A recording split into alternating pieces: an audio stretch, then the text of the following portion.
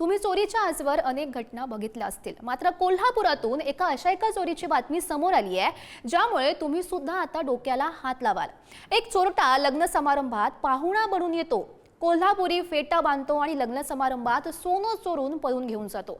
नेमकं काय आहे हे प्रकरण आणि कोण आहे हा सराईत चोरटा, यावरचा हा विशेष रिपोर्ट। फोटोतील या तरुणाला निरखून बघा। कोल्हापुरात लग्न कुणाचेही असो, हा पाहुणा हमखास ठरलेला असतो। लग्न समारंभात येतो, फेटा बांधतो, जवळच्या नातेवाईकांसारखा वावरतो आणि संधी मिळताच महिलांच्या दागिन्यांवर डल्ला मारतो। मंगल कार्यालयामध्ये दागिने चोरी करणाऱ्या या सराईत चोरट्याला कोल्हापूर गुन्हे अन्वेषण शाखेनं अटक केली आहे। मंगल कार्यालयामधून एक इसम हा दागिने चोरी घेऊन जात असताना दिसला।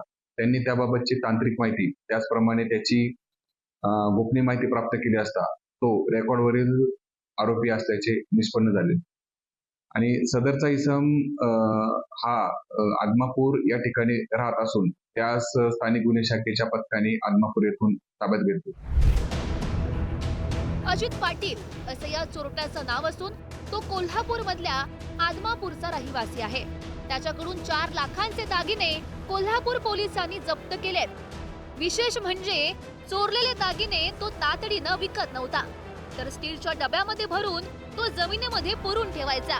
आरोपी अजित पाटील यानं 21 गुन्हे केल्याची कबुलीही दिली आहे। सदर मंगल कार्यालयामध्ये पाहुणा बनून जात होता, फेटा घालून मंगल कार्यालयात वावरत होता व ज्या ठिकाणी त्यास दागिने असल्याची माहिती मिळत होती त्या ठिकाणावरून तो दागिने चोरून घेऊन जात होता।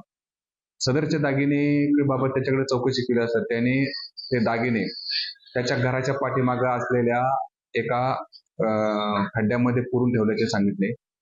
त्या ठिकाणी पंचासमक्ष सदरचे दागिने हस्तगत करण्यात आलेले असून सर्वच्या सर्व दागिने हस्तगत करण्यामध्ये कोल्हापूर जिल्हा पोलीस दलाला यश मिळालेले आहे।